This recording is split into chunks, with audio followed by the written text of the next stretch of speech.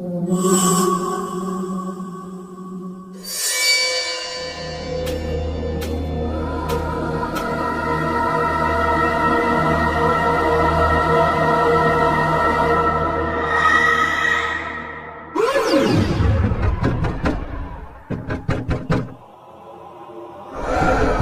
अंदर आने दो, बाहर खड़ा ना हुआ जा रहा। कब से आपका नाम पुकार रही हूँ, आप दरवाजा ही ना खोलते। तो घड़ी बैठिए ना दो अपने पास।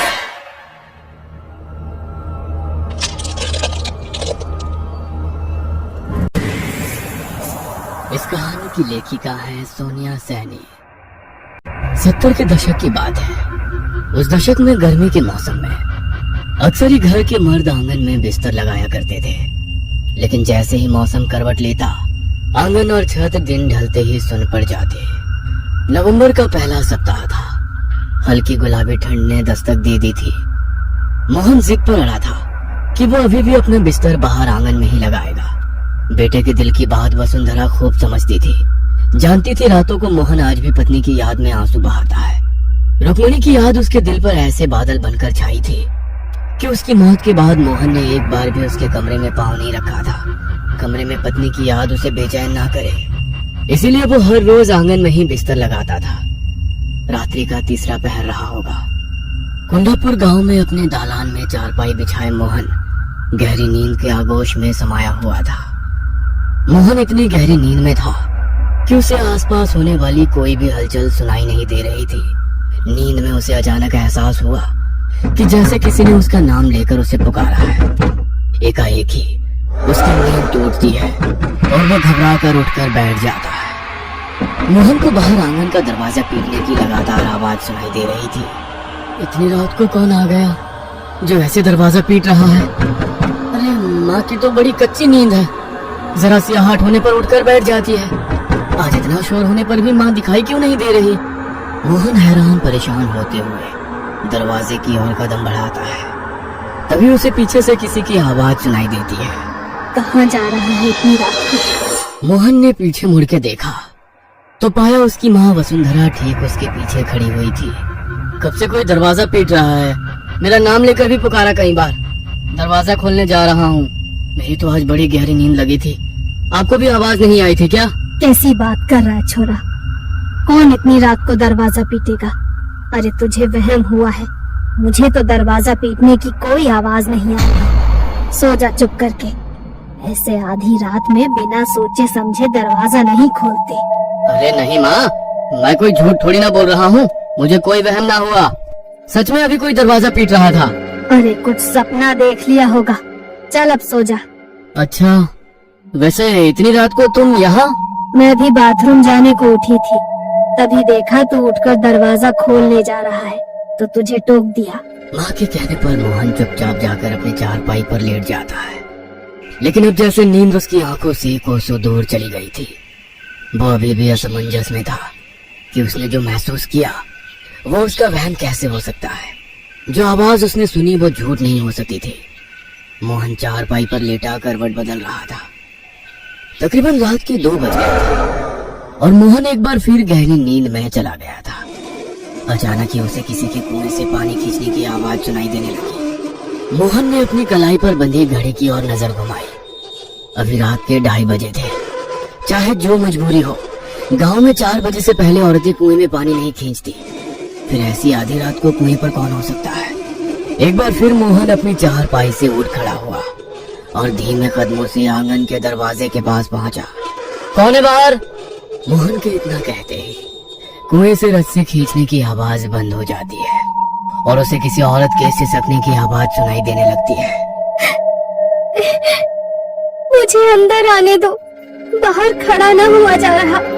कब से आपका नाम पुकार रही हूँ, आप दरवाजा ही ना खोलते।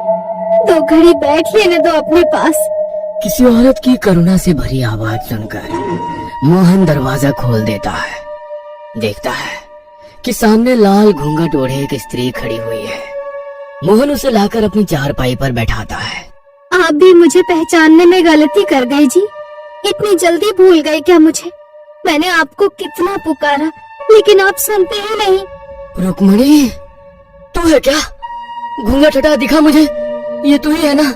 मैं तेरी आवाज पहचानने में धोखा नहीं कर सकता। नहीं, ऐसे नहीं दिखा सकती आपको, थोड़ा इंतजार करना होगा।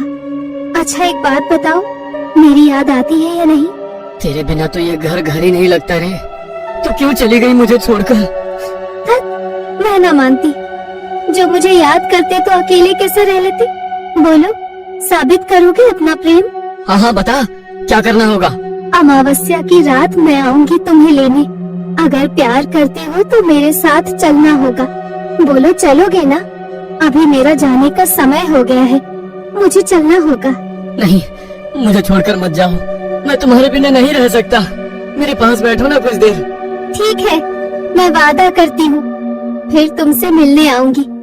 बस किसी से कुछ कहना नहीं। जब से रुक्मणी ने मोहन से वादा किया था, मोहन हर रात जाग कर बिता रहा था, क्योंकि वो रुक्मणी से मिलने का मौका खोना नहीं चाहता था। तीसरी रात को तकरीबन 2 बजे फिर से उसके दरवाजे पर दस्तक होती है। मोहन समझ गया था कि वो रुक्मणी ही है, इसलिए वो लपक कर दरवाजा खोल देता है। रुक्मणी अंदर आती है और मोहन के साथ बैठकर बातें करने लगती है। पता नहीं आज बार बार क्यों नींद उचट रही है। एक बार जाकर मोहन को देख आती हूँ। पता नहीं क्या हो गया इस लड़के को, जब से वो रुक्मणी गई है ना तो किसी से बात करता है ना रातों को सोता है। मेरा तो बड़ा जी घबराता है उसके बारे में सोच सोच कर। मोहन की माँ बाहर आंगन की तरफ आती है तो देखती है कि मोहन चारपाई पर बैठा हुआ है। चारपाई के थोड़ा और करीब आने पर वसुंधरा देखती है कि दिन भर एक भी शब्द अपने मुंह से ना निकालने वाला मोहन आंगन में लगे खाली झूले की ओर मुंह करके जाने क्या बड़बड़ा रहा है, और झूला भी लगातार हिल रहा है। मोहन, यहाँ अकेले में बैठा क्या बड़बड़ा रहा है बेटा? चल अंदर चल, ठंड बढ़ रही है, यहाँ तबीयत खराब हो जाएगी। माँ, मैं अकेले नहीं था, वो रुक्मणी है ना यहाँ, उसके साथ बातें करते रात बड़े आराम से कट जाती है। क्या? रुक्मणी? कहाँ है रुक्मणी? वसुंधरा के इतना कहते ही हिलता हुआ झूला अचानक से रुक जाता है। लो, चली गई।